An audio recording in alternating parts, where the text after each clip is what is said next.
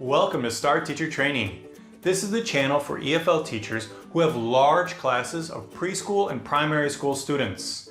My name is Will and I specialize in training teachers for this field. Have you ever had the problem where as time goes on in your lesson, more and more students struggle to stay seated in their chairs as they grow increasingly restless? They want to move. But unfortunately, you don't have the space in the classroom to let your students walk around or run around because there are too many tables and chairs all around the classroom. Well, in this video, I'm going to be showing you a simple listening flashcard activity that will get your students moving so you can wring out those wiggles and let your students burn off some energy while they're also learning English. So stick around.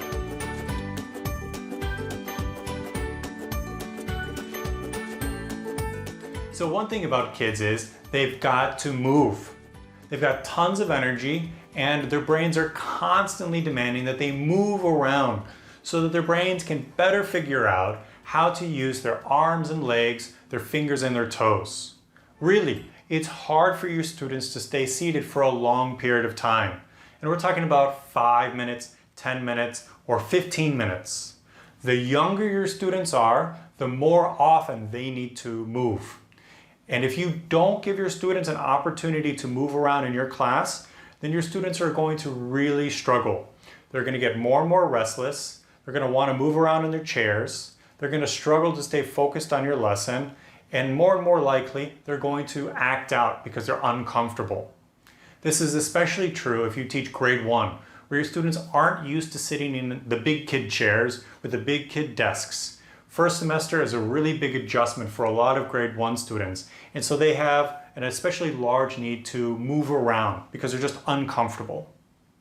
And the real problem is for EFL teachers with a class of many students is a lot of times we work in a classroom where you've got rows and rows of desks with students crammed in and there's nowhere for the students to easily move, or there's even just narrow walkways where only one student can go at a time.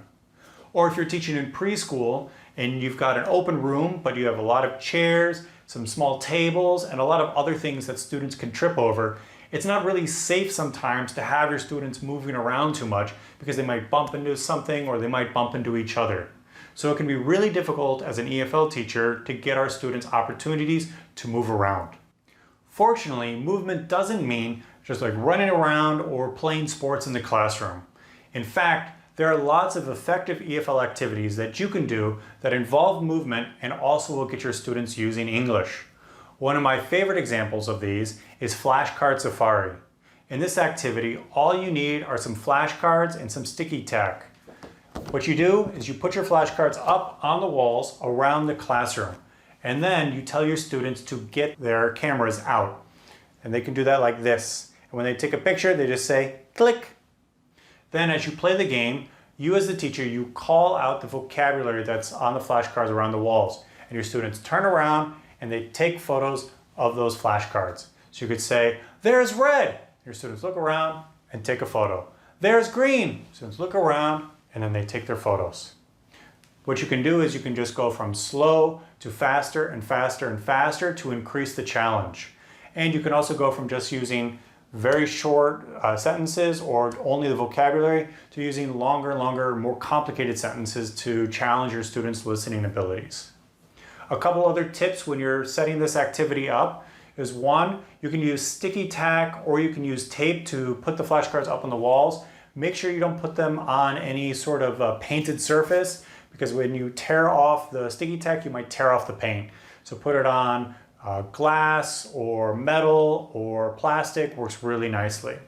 Another thing you want to keep in mind is keep your flashcards far apart when you're putting them up on the walls.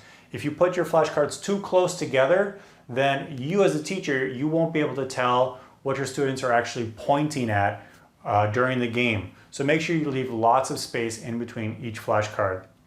Another thing you want to keep in mind when you're setting up is you can drill the vocabulary as you're putting the flashcards up. So you could say, all right, students, what's this? Oh, green. All right, here's green. Everyone, green, green.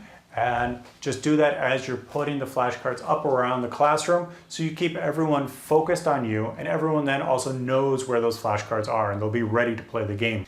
As you're playing the game, Don't worry if students make a mistake, if they point at the wrong flashcard or they're a little too slow. You want to make sure that everyone gets lots of opportunities to listen and hear the repetition of the vocabulary. So if a student makes a mistake, don't kick them out of the game or tell them to sit down and stop playing. Instead, just keep on going on and hope that you're going to give your students plenty of opportunities to try that vocabulary again and again by getting through a lot of repetition. Another thing you want to keep in mind is after you say your vocabulary, you want to give a slight delay before you as the teacher, you point at that flashcard. You don't want to say, "There's red," as you're pointing at it, because then your students are just going to watch you and they're going to copy your action. Instead, you want to give a little bit of time where you say like, "Where's green?" And then your students look around and then they point, and then you can point as well to confirm. You want to give your students a little bit of time to listen to what you're saying, think about it, and then do their action before you confirm. Otherwise, again, they're just going to copy you. Now, cameras are really nice for little kids, but they can be a little tame, especially if you have a class full of rambunctious boys. So if you have a lot of boys and they find the cameras to be a little kind of boring, you could try things like finger guns or ninja chops or Kamehameha waves or machine guns. Those kind of things can be really entertaining for little kids. If, on the other hand, you were looking for other tame options, just pointing is okay, or waving can also be really nice options as well. This game doesn't last too long. It can go for just a couple minutes, 2, 3, 4 minutes. And during that time, though, you can get a lot of repetition in. You can cover the same vocabulary items multiple times. And you're also, during that time, your students can be standing up and twisting around or turning around, or just sitting down and twisting around. But that kind of movement will be enough to burn off some of that energy and give your students an opportunity to move without running around in the classroom and have a little bit of fun. Thanks for watching. If you found this video to be useful and interesting, don't forget to click like and subscribe. And in the comment section below, what activities do you like to use that get your students to move around in the classroom? Finally, if you're looking for more content from Star Teacher Training, don't forget to go to our website, starteachertraining.com, for articles on teaching English in large preschool and primary school classes. Thanks again for watching, and see you next time.